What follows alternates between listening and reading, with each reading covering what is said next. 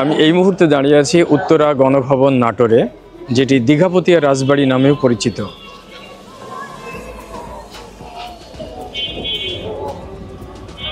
এখানে মাথার উপরে একটি ঘড়ি আছে যেটি আজও চলমান। এখন দুপুর 12টা বাজে। আমরা একটু জুম করি, দেখুন ঘড়িতে এখনো সময় দেখাচ্ছে দুপুর 12টা, একদম সঠিক সময়। এটি এখন এই মুহূর্তে রিয়েল টাইম।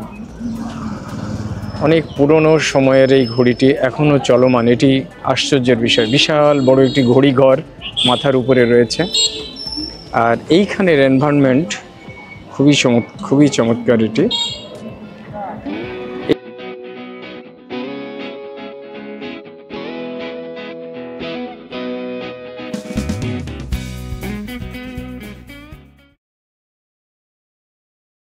প্রিয় বন্ধুরা, আমি শফিকুল আলম, শফিক্স রোমিংয়ের পক্ষ থেকে আপনাদের স্বাগত জানাচ্ছি। আমি মূলত ভিডিও করি নিজের মনের আনন্দে যদিও, কিন্তু তারপরেও এটি স্মৃতি হিসাবে রয়ে যায় এবং আপনাদের দেখার জন্য কিছু তথ্য, কিছু উপকরণ তো এখানে থাকেই। আর সবথেকে বড় কথা, যারা আনন্দ লাভ করতে চান কোনো জায়গা দেখে, তাদের জন্য আমার ভিডিওগুলো সবথেকে পারফেক্ট। তো এটি কমার্শিয়াল নয়, এটি মূলত মনের আনন্দ থেকে তৈরি করা। আমার এই পুরো রাজবাড়ির উপরে, অর্থাৎ উত্তরা গণভবনের উপরে তৈরি করা 30 মিনিটের ভিডিওটি আমি এক নাগাড়ে দিই নাই, কারণ মানুষের ধৈর্যের সীমারেখা আমি লক্ষ্য করেছি যে খুব বেশি সময় ধরে ভিডিওগুলো দেখেন না। সেই জন্য এটিকে 3টি পর্বে বিভক্ত করেছি। এই উত্তরা গণভবনের উপরে 3টি পার্ট থাকবে। আজকে যে পার্টটি আপনারা দেখবেন এটি হলো প্রথম পার্ট। এরপর এই যে সামনে সারি সারি রয়্যাল পাম গাছগুলো, তার মাঝখান দিয়ে রাস্তা আমরা দেখতে পাচ্ছি। এখানে কিছু দোকানপাট, বাজার লাগে প্রতিদিনই। প্রচুর ট্যুরিস্ট যেহেতু এখানে আসে, সেহেতু এই ট্যুরিস্টদের জন্য এখানে প্রচুর দোকানপাট আর প্রচুর গাড়ি ঘোড়ার অবস্থান এখানে। আর এই দিকে আছে গাড়ি পার্কিংয়ের ব্যবস্থা, যেখানে আমার গাড়িটিও রেখেছি। 30 টাকার বিনিময়ে গাড়ি রাখতে হবে, অর্থাৎ পার্কিং, মোটরসাইকেলের জন্য পার্কিং চার্জ 30 টাকা, এবং একজন মানুষ ভিতরে ঢুকবে, তার গেট ফি অর্থাৎ গেটে ঢোকার যে মূল্য সেটিও 30 টাকা। আমি এখন গেটে ঢুকতে যাচ্ছি।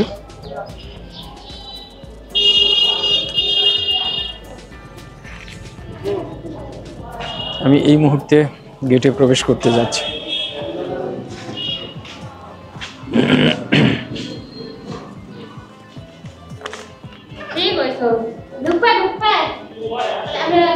ক্যামেরার তো কোনো সমস্যা নেই, থ্যাংক ইউ।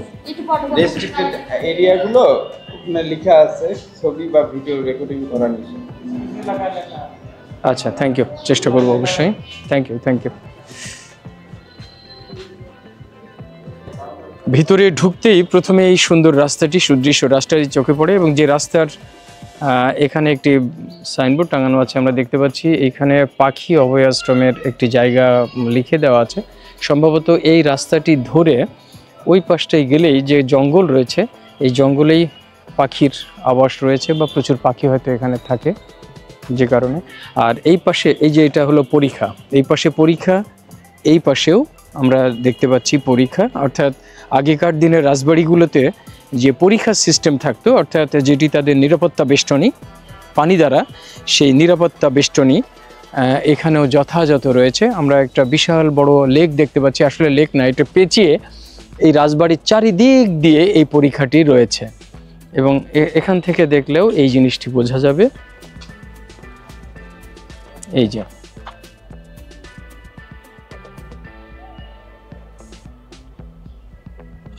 এই রাজবাড়ির ভিতর থেকে গেটটা দেখতে কেমন লাগে সেটা আমরা একটু দেখি।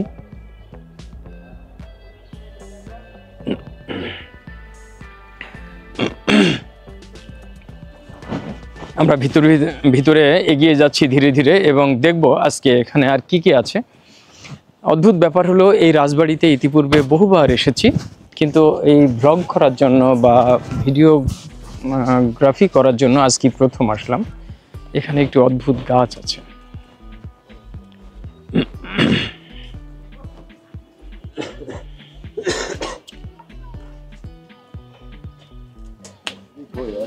এগুলো মৌমাছির চাক নয়, কিন্তু ছোট ছোট অসংখ্য এরকম জিনিস রয়েছে যেগুলো আসলে বুঝি না কি জিনিস, সম্ভবত এটি পরগাছা টাইপের কিছু হবে। গাছটিও অজানা গাছের।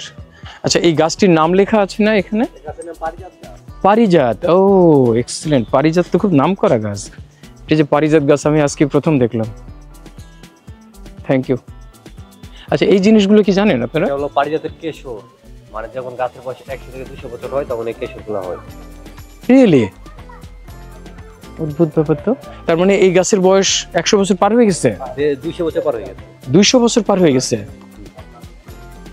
আর এই গাছের আচ্ছা। পাতাগুলো আপনার তো এক কালার হয় না, 5 কালার হয়। তাই না? কালার, তারপরে আস্তে স্টেপ পার হয় আর হ্যাঁ। নতুন কালার আসে। আচ্ছা এই আচ্ছা দেখেন ওই যে এক কালার পাতা, সব কচি পাতা। আচ্ছা আচ্ছা। এই যে কচি পাতা, যে হ্যাঁ, হ্যাঁ, কচি হ্যাঁ। পাতা- ও কচি পাতাগুলোর রং এইরকম। হ্যাঁ, কলার মুছের মতো। আমি এটা দেখাই। অদ্ভুত তো। আপনারা না থাকলে আমি এই নতুন তথ্যগুলো কিছু জানতে পারতাম না। অদ্ভুত। পারিজাত গাছের নাম এত শুনেছি, কিন্তু সেই পারিজাত যে এটাই, আমি গত কয়েকদিন আগে এসেছিলাম তখনও মানে এটা জানতে পারিনি যে। আপনার ঠিক আছে। মার্চে, এপ্রিলে ফুল ফোটে। হুম। মার্চ এপ্রিলে ফুল ফোটে না? আচ্ছা, পারিজাতের এই যে কেশরের কথা যেগুলো বলছেন, এই কেশরটা আসলে কি? এটা হলো যখন গাছের বয়স বেশি হয় তখন একটা শিকড়ের মতো এটা নেয়। খাওয়ানোর জন্য। না, এটার কি অন্য কোনো মানে ব্যবহার বা অন্য কোনো সৌন্দর্য বা অন্য কিছু আছে নাকি শুধু এইটাই? এটাই এটাই মানে এই জিনিসটি তৈরি হয় এই গাছের বয়সের উপর নির্ভর করে। রবীন্দ্রনাথ ঠাকুর অনেক গান কবিতা লিখেছেন। হ্যাঁ, পারিজাতের কেশর দিলে অনেক সুন্দর সুন্দর রবীন্দ্রসঙ্গীতের মধ্যে আছে এই কথাগুলো। অনেক ধন্যবাদ আপনাকে ভাই, ভালো থাকবেন। আপনি কি এখানে ফটোগ্রাফি করেন? জি। Okay, thank you very much. Dighapatia Rajbari বা উত্তরা গণভবন 18 শতকে নির্মিত দীঘাপতিয়া মহারাজার বাসস্থান। এটি বাংলাদেশের নাটোর শহরে অবস্থিত। নাটোর শহর থেকে প্রায় 2.4 কিলোমিটার দূরে প্রাসাদটি অবস্থিত। বর্তমানে এটি উত্তরা গণভবন বা উত্তরাঞ্চলের গভর্নমেন্ট হাউস নামে পরিচিত।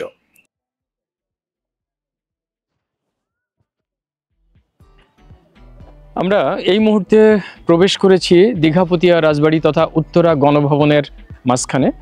এখানে এই মাঝখানটায় দাঁড়ালে চারদিকে অনেক কিছু দেখার আছে। যেমন এখানে একটি ছোট্ট বোর্ড লাগানো আছে। সেই বোর্ডে দেখুন লেখা আছে কুমার প্যালেস সংগ্রহশালা, মেইন প্যালেস, রাজ আমলের পানির পাম্প এবং রাজ আমলের পাওয়ার হাউস, সেটা বাম দিকে, অর্থাৎ এই রাস্তা ধরে যেতে হবে।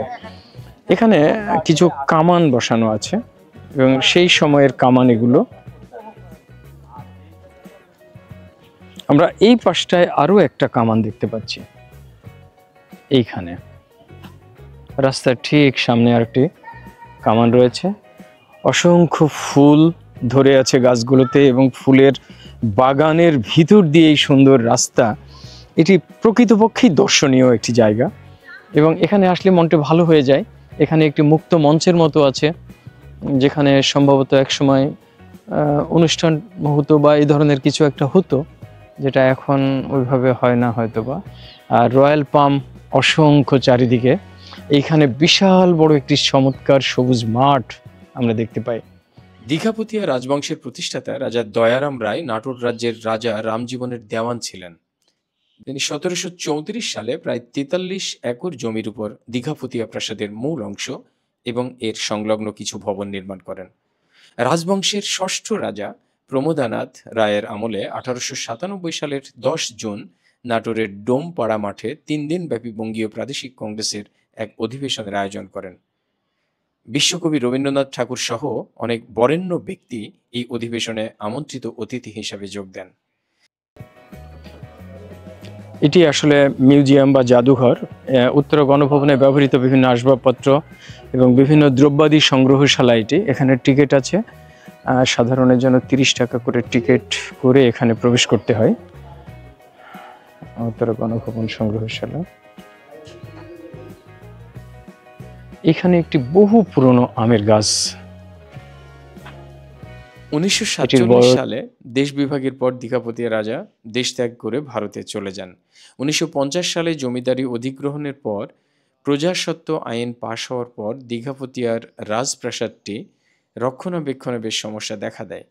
সমস্যা সমাধানে দীঘাপতিয়ার মহারাজাদের এই বাসস্থানকে 1967 সালের 24শে জুলাই তৎকালীন পূর্ব পাকিস্তানের গভর্নর মোনায়েম খান গভর্নরের বাসভবন হিসেবে উদ্বোধন করেন।